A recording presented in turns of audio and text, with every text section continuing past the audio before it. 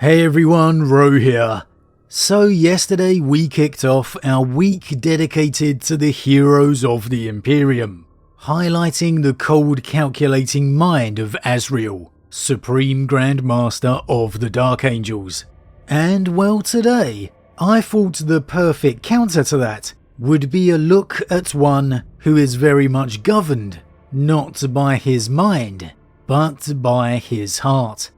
Tushan, Chapter Master of the Salamanders. General spoiler warning to begin, as the events we are discussing today are from across the Warhammer 40k universe, so you have been warned. But with that said, let's just jump straight in.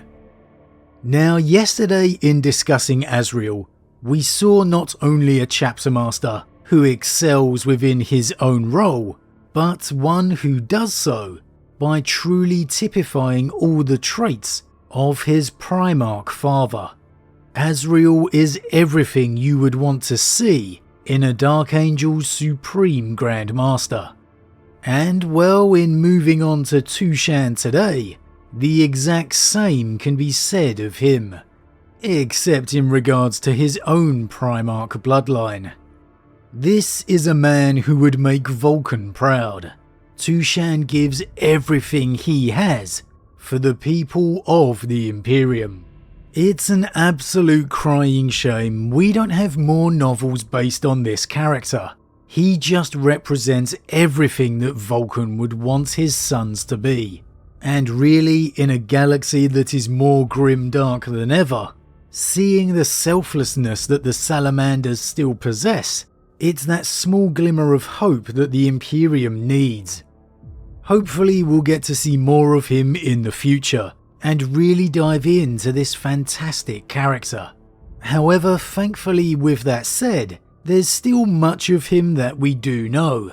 Tushan, like all the sons of Vulkan, is very much a man crafted from the fires of his experiences. The many brand marks upon his body, each a reminder of every battle he's faced. And it's back during the previous 8th edition, we got to see a glimmer into how these experiences have moulded Tushan. In the Salamanders Supplement Codex, we got a nice little piece of Tushan preparing his branding for a battle to come. And we were gifted with some reflections on battles of his past. It's really those little fluff pieces that made me fall in love with the lore as a kid. No matter what codex it is, you can always find even the tiniest piece that just stokes your imagination. Whether it's just a line from your favourite character, or maybe a larger little glimpse into their experiences.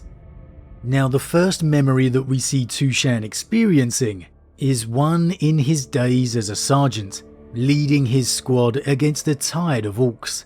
And it in itself is no remarkable insight into Tushan's mind, but it lets us know that he still reflects back to those earlier days within the chapter. How even then, as a lowly rank sergeant, these experiences still helped forge him for the leadership to come. The next memory is of his days as a captain, and here you get a glimpse of a much more moulded Tushan, one who has clearly lived and been hardened by the fires of war. Though it's just a brief glimpse, it appears the Salamanders are attempting to retake a world from the forces of the Tau, and a colonel, most likely of the Astra Militarum, is aghast at the thought of burning his former men out of the outpost that they're assaulting. And here, rather than the loving, caring salamander stereotype, Tushan is every inch the Emperor's Angel of Death, making it clear in no uncertain terms that any man who turns from the Emperor's light loses its protection. And I absolutely love this little snippet, because it shows you the full truth of the Salamanders' characters. We know they will do anything and everything they can to protect the people of the Imperium, embodied by Tushan at their absolute best. I mean, he's perhaps the most perfect example of what the Emperor intended his Astartes to be. However, it cannot be mistaken. The instant you forsake the Emperor, the instant you betray the Imperium in which you serve, then there is nothing that will stop the Salamanders burning your existence from the galaxy. For all our talk of the humanity of Vulkan and his sons, maybe it's easy to forget at times that they are first and foremost Astartes, and as such, they will go to any length to purge any form of heresy from the Imperium. Tushan doesn't care what reason made these men and women turn. The simple fact is, they did. At the end of the day, the reason just doesn't matter. They have betrayed the Emperor, and now they will burn. And again, I just absolutely love it. The hard, no debate brutalness of Tushan's core. Underestimate this guy, and it may just be the last thing that you do. Now, the last glimpse of memory that we receive moves on to his time as Chapter Master, and he's engaged fighting a traitor force of Night Lords. Perhaps a mirror image of Vulkan's time against Kurz. And this reflection is just Tushan as you would envisage him, giving off just this innate image of strength. It's said, much like his Primarch, that Tushan is ridiculously strong for an Astartes. And I don't know, but any time I read him, I can't help but envisage him as a smaller version of his Primarch. Just this man mountain of strength. And to me, that's just undoubtedly the impression that I got here. Tushan advancing like an absolute tank.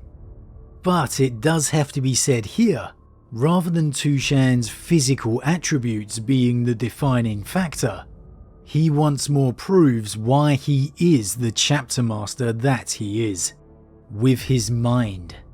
For while the two forces have been fighting, the Night Lord has believed that the rest of his kin should be encircling the Salamanders.